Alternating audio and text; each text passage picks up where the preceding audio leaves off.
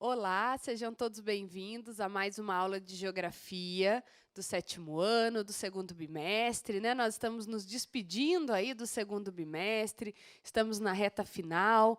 Então, hoje nós teremos uma aula, amanhã teremos outra aula, né? Que vocês vão ter um diálogo com outro professor, mas aí nós estamos nos despedindo do 2º bimestre. E eu não estou sozinha hoje para essa aula do 7º ano, eu estou aqui com a professora Andréia. Bom dia, professora. Bom dia, professora Milene. Bom dia, estudantes, professores, PCNPs, que nos acompanham em mais uma aula de Geografia aqui do 7º ano. É com muita alegria, né? Foi um tempo intenso, muitas aprendizagens, muito diálogo, e a gente está aqui para mais uma aula. Muito bem. Então, dando início aí à nossa aula, né, nós vamos falar de um tema super importante. Eu vou falar desse tema e depois eu faço a apresentação da aula, tá ok? Nós vamos falar da FECESP, que é a Feira de Ciências. Então, vai aparecer aí para vocês um slide para que vocês possam acompanhar.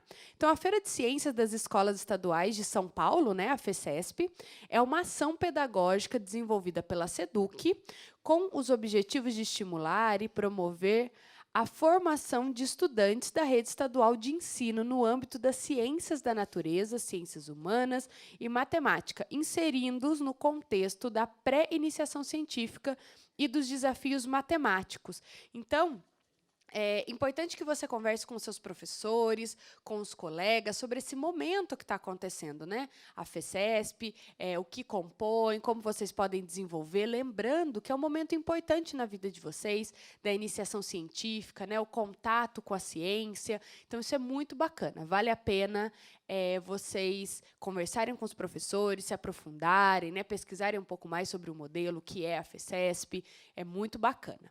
E lembrando que, né, nós vamos ter a aula agora do 7º ano e, ao final, a gente vai mostrar para vocês um QR Code. Conte para a gente o que achou da aula. Olha que legal, agora você pode dizer o que achou das suas aulas, né? Lembrando que lá no finalzinho da aula eu deixo o QR Code para que vocês possam acessar. Lembrando que o ato de avaliar alguma coisa é algo que remete aí a muito engajamento, né? Você falar sobre o trabalho, sobre algo, né, que alguém produziu. Então, utilize essa ferramenta realmente de forma muito colaborativa, mas também, né, colocando pontos que realmente são pertinentes nesse momento, quando nós falamos de avaliação. Então, nós vamos agora para a nossa aula. Olha a temática, vocês vão acompanhar aí. Povos indígenas e comunidades quilombolas no Brasil, territórios e direitos.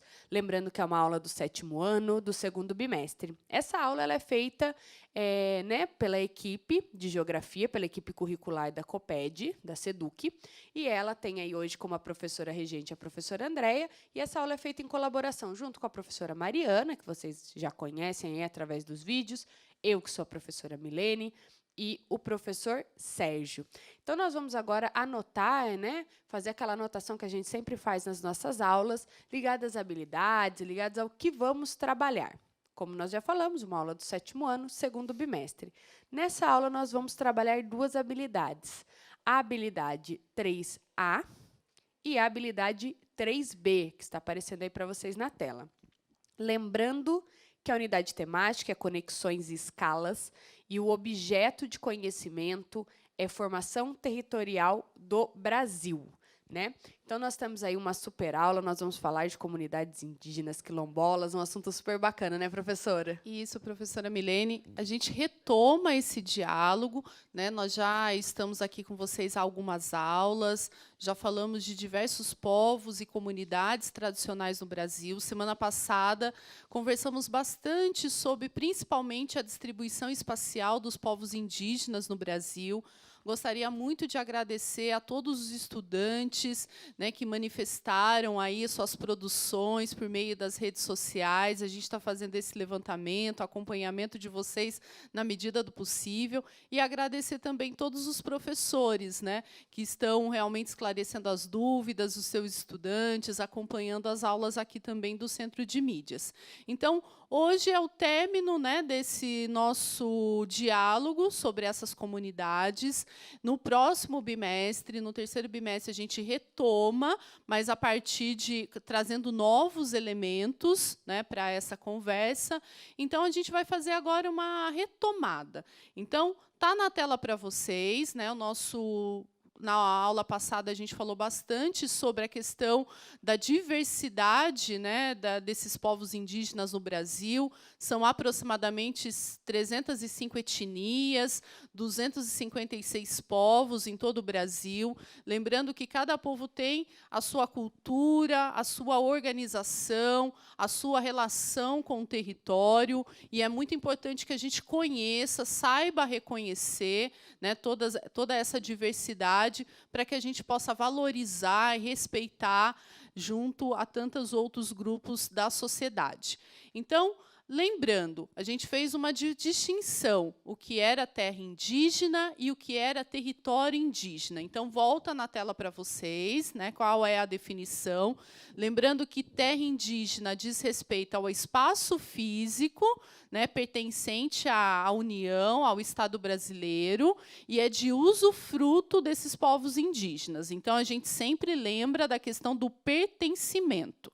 Com relação ao território indígena, está ligado mais à questão das vivências, dos elementos simbólicos, e consiste na relação entre um povo indígena e a sua base territorial. Então, no próximo slide, a gente também retoma que, de acordo, né, com os órgãos que estudam, trabalham com os povos indígenas, há 5 categorias para definir o que é terra indígena, né? Então, nós temos a primeira categoria, que significa que são terras em estudo, a segunda, delimitadas, a terceira, declaradas, a quarta, homologadas, e a quinta, regularizadas. O que significa regularizadas? Que todo o estudo já foi feita a delimitação, já foi registrada em cartório, e hoje é uma terra que realmente tem o reconhecimento da União. Então, agora, a gente passa para você, né, professora Milene? Temos um vídeo. Muito bem, nós vamos assistir, na verdade, são 2 fragmentos. Nós vamos assistir primeiro um fragmento e depois o segundo. Então, eles são fragmentos, né, de um todo, que é aí um vídeo super bacana que fala sobre o Parque Nacional do Xingu, né? É uma área que tem aí projetos, né, voltados à proteção e tudo mais, mas é importante a gente ressaltar que os indígenas do Xingu são mais de 2,5 milhões de hectares, né, o seu território aí, e reúne 16 etnias. Então, nós vamos assistir esses 2 trechos. Façam as anotações, é importante. Às vezes, durante o vídeo, vão surgindo dúvidas, vão surgindo questionamentos, apontamentos. Registrem no caderno, converse com seus professores.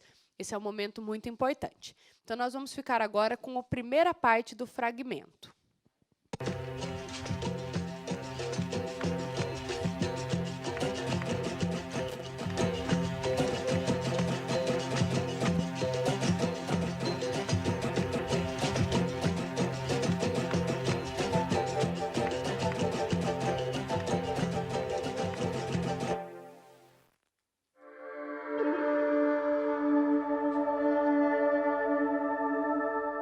Parque do Xingu, uma das mais bem-sucedidas reservas indígenas do mundo, no coração do Brasil, um território que reúne diversos povos, conectados com o mundo moderno, mas que preservam suas tradições.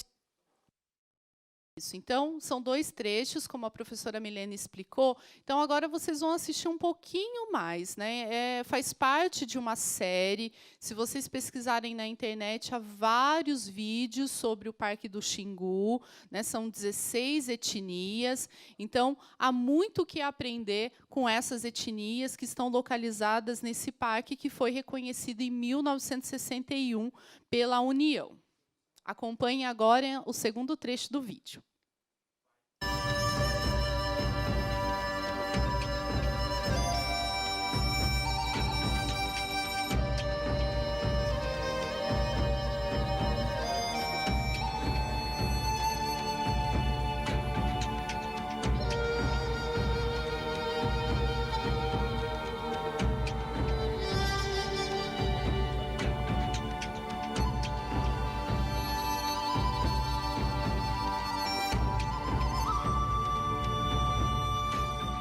Parque do Xingu, no norte do estado de Mato Grosso, tem 2.800.000 hectares. Aqui, mais de 5.500 índios de 16 etnias diferentes convivem harmoniosamente. Isso é o resultado do importante trabalho de grandes brasileiros, como Marechal Rondon, Darcy Ribeiro, Noel Núteus e os irmãos Vilas Boas. A criação do parque em 1961 foi um gesto visionário desses brasileiros e representa um pequeno acerto de contas na destruição dos povos indígenas em nosso país.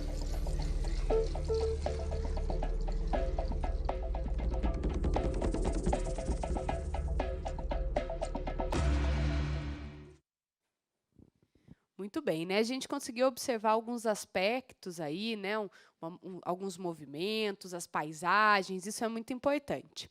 E agora nós vamos para a atividade 1. Essa atividade 1 é uma atividade de leitura, análise e interpretação de mapa. Então, está aparecendo aí para vocês na tela o mapa Parques e Terras Indígenas, né? O mapa ele apresenta a distribuição aí de parques e terras indígenas no Brasil, indicando sua área e situação. Então, reparem aí que a professora Andréia, ela ampliou as legendas. Então, ela, né, aumentou as legendas para que a gente consiga fazer a leitura. Então, observem aí que nós temos a descrição, né, das fases, se esses parques e terras indígenas já estão em fase, né, declarada, homologada ou regularizada, e também separado aí pelas regiões do nosso país, né? Então, a gente tem aí essa leitura. E aí, o que é importante para que vocês façam? Vocês vão precisar analisar, né? Observar os aspectos desse mapa para justamente conseguir responder os questionamentos, ou, na verdade, o questionamento que vai vir aí, já está aí para vocês na tela, né? Em quais regiões brasileiras a concentração de terras indígenas regularizadas em 2017, que é o ano do mapa. Lembrando que a pergunta se refere a terras indígenas regularizadas. Vocês vão ficar aí por alguns instantes com essa tela e vão respondendo, vão colocando as contribuições no chat, que nós já voltamos para fazer a leitura das contribuições.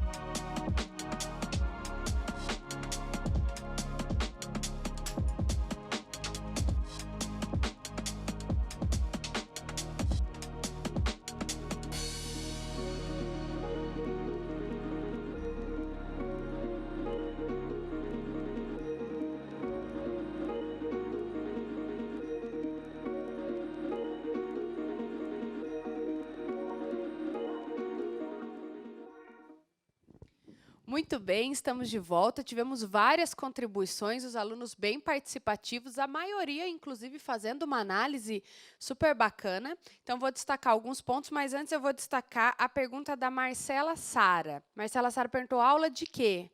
Geografia, 7º ano, 2º bimestre. Seja bem-vinda, Marcela. E nós temos aí Mariana, Sofia, Felipe e Murilo, Murilo com 2 L's. Chique, o Murilo. Eles responderam que aí seria concentração, né, na região norte do país. Olha, muito bom. Ficamos muito contentes com toda a participação. É sempre importante mesmo que você entre e participe. É um espaço de diálogo, de aprendizagem e ajuda bastante a gente a elaborar os nossos próximos planos de aula. Então, vamos lá para a devolutiva. Ela é muito simples, né? Quando a gente falou em terras regularizadas, a gente está falando, então, daquelas terras, né, que já passou para a fase de estudo, de delimitação, ou seja, de pensar quais são os seus limites. E também agora chegou a fase que realmente a União reconhece o direito desses povos indígenas em ocupar aquele aquela determinada terra, né, determinado território. Então, vamos lá para a resposta. A maior concentração ela está no norte, com destaque para os estados do Amazonas e Pará, e também na região centro-oeste, com destaque para o estado de Mato Grosso. Então, historicamente, essas regiões, né, elas têm um número maior de povos indígenas. O processo para regularização não é fácil, ele é muito demorado, ele depende de uma série de variáveis, de elementos para ser concluído. Então, a gente tem aí em todo o Brasil uma série de etnias, de povos indígenas que estão em processo de requerimento pelo direito às suas terras, né, que estão historicamente destinadas a um determinado povo e etnia, tá bom? Então, agora a gente tem aqui no estado de São Paulo alguns exemplos de terras indígenas que são consideradas regularizadas, né? Então, a gente tem a terra indígena Araribá, que fica no município de Avaí, a terra indígena de Boa Vista, né, que fica no município de Ubatuba, Guarani da Barragem, no município de São Paulo, e também no município de Itapiraí. São alguns exemplos para vocês que vocês podem pesquisar um pouquinho mais. Então, agora eu chamo a professora Milene, temos mais um vídeo para ajudar na contextualização da nossa aula. Muito bem.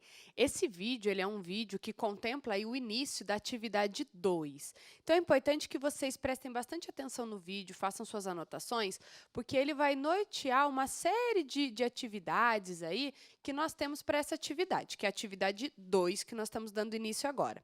Lembrando que o vídeo, né, ele fala sobre terras indígenas e direitos, ele é um vídeo bem curtinho, ele tem em média aí 41, 42 segundos, né, e ele retrata aí uma comunidade indígena. Então, é importante vocês prestarem atenção, fazer aí pegar a ideia do vídeo, porque ele vai ser a base dos nossos próximos diálogos aqui. Então, fiquem com o vídeo e nós já retornamos. Jogos, muito canto, dança e confraternização. A festa do Auê Haruê é também um momento de mostrar a cultura, o modo de vida e o artesanato, a maior fonte de renda da comunidade indígena hoje. Pataxós, originários do sul da Bahia, foram os primeiros a ter contato com o homem branco. Há 516 anos, as caravelas de Pedro Álvares Cabral chegaram a Porto Seguro e encontraram os povos que já viviam ali. Até hoje, muitos não têm a terra demarcada. Os que vieram para Minas Gerais na década de 1970, após o massacre a mando de fazendeiros, comemoram a vida. Tem muitas conquistas, tem lutas, tem percas, tem avanços, né? E precisamos também manter e zelar pelo espírito da comunidade. Olá, voltamos aqui para o Centro de Mídias. Você está conosco aqui na aula de Geografia do 7º ano. Lembrando que essa aula é uma continuidade, né, do nosso percurso de aprendizagem do 2º bimestre, aula sobre povos indígenas e comunidades quilombolas. Então, vocês assistiram um trechinho de uma reportagem de um determinado povo, né, no Brasil, no território brasileiro, que passou a ter a posse da sua terra. Então, agora, dentro dessa atividade 2, a gente trouxe para vocês 3 manchetes, né, que a gente gostaria que vocês acompanhassem a leitura e anotassem as ideias principais. Então, vamos para a leitura das manchetes. A primeira manchete, ela é desse ano, de 25/6, né, agora bem recente. E o que ela traz na sua reportagem? Covid-19 já atinge quase 1/3 das etnias indígenas, diz comitê. Infectados nestes grupos já chegam a mais de 7.000 mortes. E a segunda manchete: terras indígenas funcionam como barreira ao desmatamento na Amazônia. Pesquisa mostra que, além de garantir a justiça social, a manutenção desses povos assegura a conservação da floresta. É uma notícia de 20/12/2019. A terceira: indígenas na cidade. Pobreza e preconceito marcam condição de vida. Falta de alimentos, desmatamento e avanço das cidades levam indígenas. Ela é de 19/4/2017.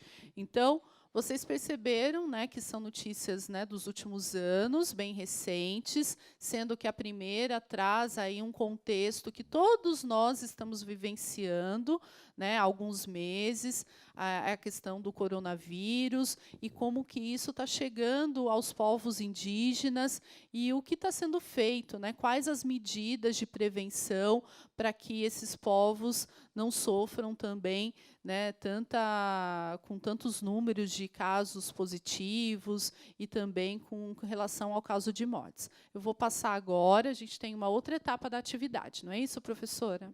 Muito bem, nós vamos ter a exibição de um vídeo, ele é super curtinho também, média de 50 segundos, desculpa, e ele vai contextualizar. Lembrando que o vídeo, né, essa leitura, essa fala com a professora Andréa, esse vídeo, novamente, ele vai embasar a nossa atividade 2. Então, fiquem com o vídeo e nós já retornamos.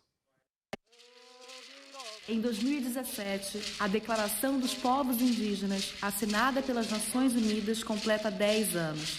A data relembra a importância dessas populações e como elas têm os seus direitos ameaçados. No Brasil, diferentes grupos indígenas são vítimas de ameaças que destroem suas vidas, história e cultura. What I have seen is a violation of their human rights, which started since colonization and continues up to the present. There are no laws that have really been put in place fully pushes for the respect of the human rights of indigenous peoples. The treaty agreements contain those provisions, but many of the treaty agreements between the indigenous peoples and the government have also been violated.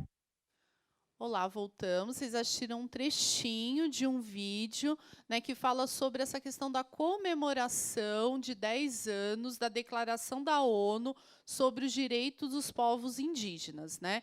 Então, esse tema ele é muito importante, porque agora a gente tem 2 artigos para destacar sobre a questão dessa declaração. Então, acompanhem conosco a leitura na tela.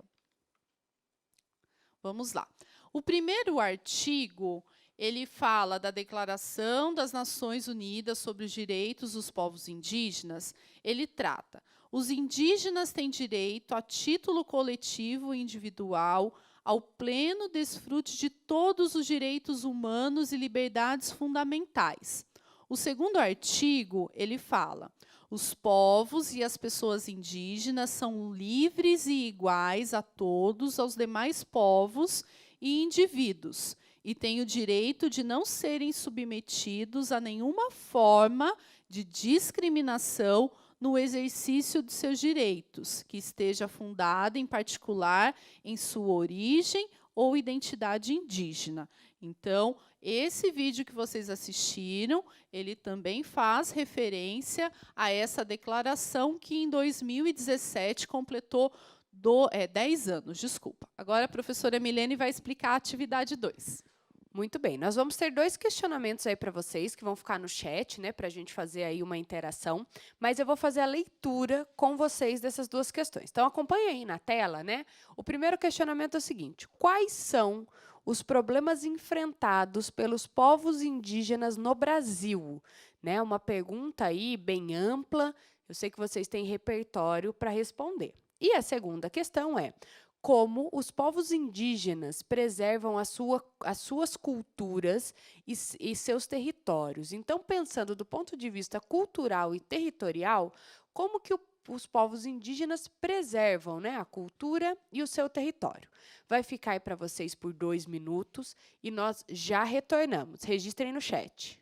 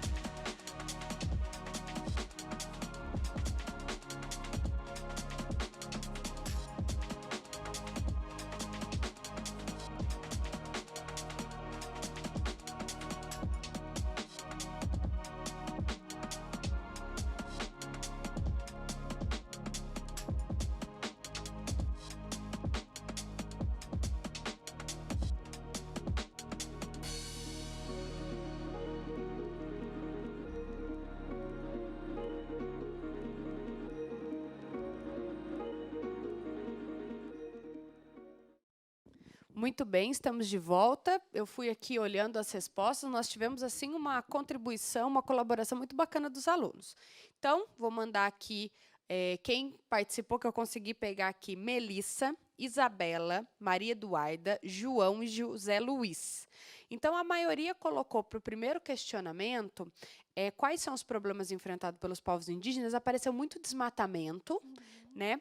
E também apareceu algumas questões ligadas ao preconceito às culturas indígenas. E para o segundo questionamento, que é como os povos indígenas preservam as suas culturas e seus territórios, apareceu 2 coisas bem legais. Uma é através da manifestação das danças, apareceu bastante, e também sobre passar tradições de pai para filho. Também apareceu isso. Olha, muito bom.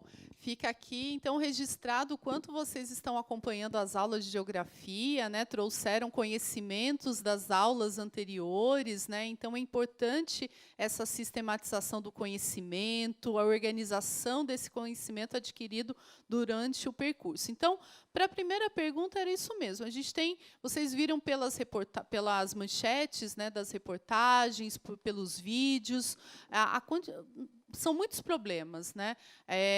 Sejam eles para a questão da regularização das terras, o desmatamento, a ameaça, por exemplo, ao Covid agora e tantas outras doenças, né? A questão dos indígenas que acabam vindo para as cidades, tem a questão do preconceito. Então, são muitos problemas, dependendo, né, de onde esse indígena está e de tantos outros fatores. E para a questão da preservação da cultura, tem isso mesmo, né? A questão daquela história do que a gente já conversou aqui do patrimônio imaterial, né, da transmissão de saberes de geração para geração, da questão do conjunto de saberes, conhecimentos que são passados entre as gerações.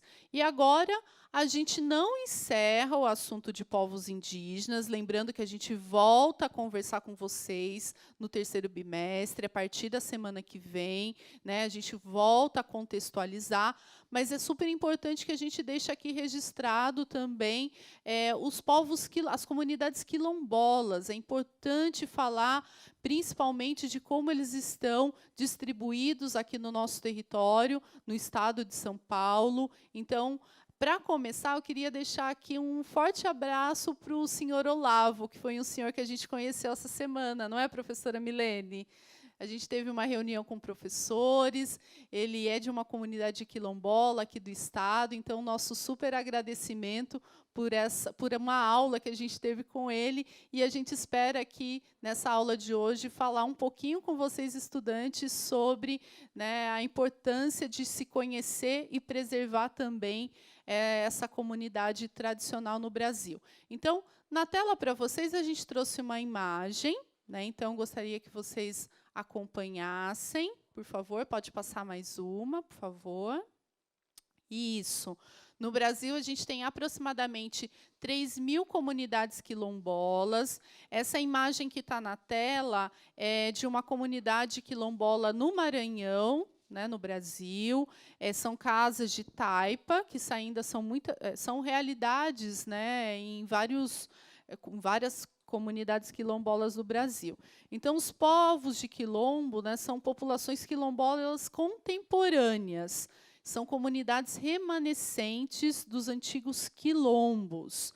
E, afinal, o que é um quilombo? Na próxima tela, a gente traz essa definição para vocês, né? Ela é bem curtinha, ela está associada a um decreto de 2003, que significa que quilombos são terras ocupadas por remanescentes das comunidades dos quilombos, as utilizadas para garantir a sua reprodução física, social, econômica e cultural. Eu gostaria que ficasse na tela, por favor, eu vou colocar aqui. Pode exibir, diretor, essa, por favor?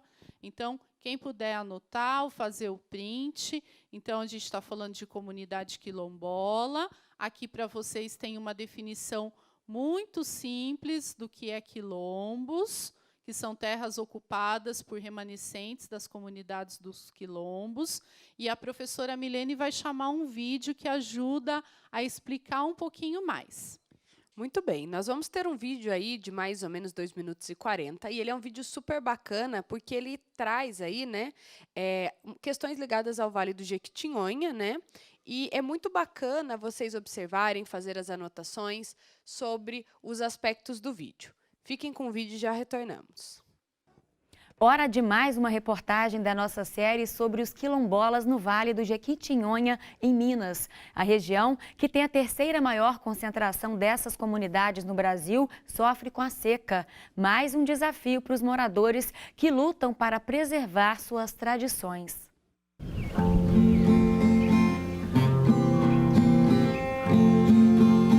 Ó meu povo aqui presente, pra vocês eu quero cantar. Cantando eu peço licença de um assunto falar. Tinha bastante mina, hoje já não tem mina. O rio, que é o capim-vari aqui, corria bastante, peixe à vontade. Hoje não tem nada, nem na vari, só tá nos poços, né? Só tá nos poços. É assim mesmo em algum lugar. A gente tem as caixas d'água, tem os poços artesianos, só que falta muita água, porque a gente não consegue produzir, justo porque a água é muito limitada.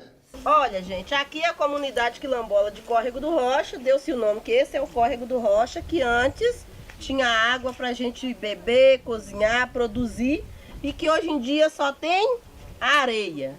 E fome, né? Fome e sede. O riacho do Portinho tinha as águas volumadas, agora podemos ver suas águas empoçadas. Vemos peixinhos morrendo em suas águas porque há desmatamento em Lelivelde, em Matinada. Quando não tinha eucalipto, tinha muita água, inclusive na região de Lelivelde, até ganhou o nome de Lamarão, porque tinha muito brejo. Aí chegou o eucalipto aí, foi secando e hoje é difícil de ver a situação. Muitas nascentes secaram. A nascente do rio, ela está em nome de propriedade, né, particular, grande empresa que está armazenando a água, né, segurando a água lá para plantio de eucalipto e pastagem de animal. E isso acaba prejudicando não só a nossa comunidade, mas todas as comunidades do município de Chapada, Berilo, Minas Novas. Quando eles chegou com o eucalipto aqui na região, eles falaram que era para trazer desenvolvimento para o lugar. Continuando a aula aqui de hoje, é importante a gente lembrar o seguinte, que no estado de São Paulo, a gente tem um número muito expressivo, né, de comunidades quilombolas. A professora Milene, ela vai apresentar para vocês agora o mapa do Brasil, que mostra um pouquinho dessa distribuição. E daqui a pouco a gente vai falar do Vale do Ribeira, aqui em São Paulo, onde estão aproximadamente 60 comunidades quilombolas. Muito bem. Então, nós vamos acompanhar o mapa aí na tela para vocês. Reparem, né, no detalhamento, nas cores. O que é importante a gente observar? Que aí no mapa ele diz que, né, cerca de 2,6 mil quilombos estão certificados pela Fundação Palmares, né, e confira a concentração de comunidades por estado. Em alguns documentos, vocês vão encontrar que no Brasil existem mais de 3 mil comunidades. Aí vocês vão falar, nossa, mas a professora falou lá na aula 2,6 mil. É que, na verdade, existem aí algumas divergências quanto ao reconhecimento desses territórios, né? E quando nós falamos dessas divergências, nós estamos falando de alguns aspectos que são aspectos jurídicos. Então, por isso é importante a gente ressaltar. Então, vamos lá. Quanto mais escuro, né? Quanto mais o verde escuro for aí a representação do estado, isso quer dizer que nós temos uma maior concentração. Então, observem aí quais são os estados que nós temos a maior concentração de comunidades quilombolas e quais serão os estados que nós temos uma menor concentração, né? Então, é importante a gente analisar esse mapa. Esse é um mapa que contribui muito para a análise espacial quando nós falamos de comunidades quilombolas. Isso mesmo, professora. Então, o mapa ele traz a informação para a gente que o estado da Bahia e o Maranhão concentram aí a maior parte das comunidades quilombolas, né? Então, estude, pesquise, converse com o seu professor sobre como conhecer as particularidades, né, dessas comunidades na maior parte dos estados, mas agora a gente vai voltar aqui para o estado de São Paulo. Então, a gente tem um mapa que está disponível para vocês, né? É a localização do Vale do Ribeira, aqui no estado de São Paulo. A gente espera que a gente tenha aí muitos estudantes dessa região, né, professora Milene, acompanhando a aula aqui conosco. Então, eles sabem muito bem do que a gente está conversando, provavelmente já visitaram alguma comunidade quilombola. Se você conhece, coloca no chat para a gente, compartilhe os seus conhecimentos, né, principalmente com quem está tendo esse contato com esse tema a partir de hoje. Então, o Vale do Ribeira ele tem a maior concentração, são aproximadamente 60 quilombos. Ele está localizado na Serra do Mar, né, o Vale do Ribeira, aproximadamente 10% do território paulista, é uma área com uma rica biodiversidade populacional, e a gente tem aí muita cultura nessa região. É um patrimônio, a Mata Atlântica, né, que está no Vale do Ribeira, é um patrimônio natural do Brasil. Com relação ao Vale do Ribeira, eu gostaria de destacar o Quilombo de São Pedro, né? Então, a gente ele está localizado nos municípios de Eldorado e Iporanga. Ele tem aproximadamente 39 famílias. Lá eles praticam, eles trabalham com essa questão mesmo da agricultura. Então, eles estão agora no momento mesmo dessa relação de como trabalhar, né, fazer suas atividades em equilíbrio com a questão do ambiente, né, de como explorar, de como trabalhar nessa terra e realmente conseguir a sua subsistência e manter a sua cultura. Na próxima tela, a gente tem 2 mapas que mostram a localização desses 2 municípios que eu citei, Iporanga e Eldorado. Então, pesquise, tente conhecer um pouquinho mais sobre esse quilombo de São Pedro, e para que você possa conversar e ter repertório aí com seus professores, né, com seus amigos. Professora Milene, chegamos ao final da aula. Exatamente. Eu gostaria de agradecer a professora Camila Alves, colocou uma contribuição super bacana sobre comunidades quilombolas aqui no chat, e também a aluna Isabela, que colocou também uma contribuição, um recadinho aqui para nós. E nós vamos ficando por aqui. Então, não se esqueça aí, conte para a gente, né, o que achou da aula, que acabou de assistir. Aí tem o QR Code, tem um endereço para vocês acessarem aí, lembrando, né, que esse momento de avaliação é um momento de muita responsabilidade, né? Você vai poder dizer o que você achou das aulas, mas com responsabilidade, usando aí, né, palavras que cabem ao vocabulário. Nós vamos ficando por aqui, um grande abraço a todos, até a nossa próxima aula de Geografia. Tchau, tchau, muito obrigada.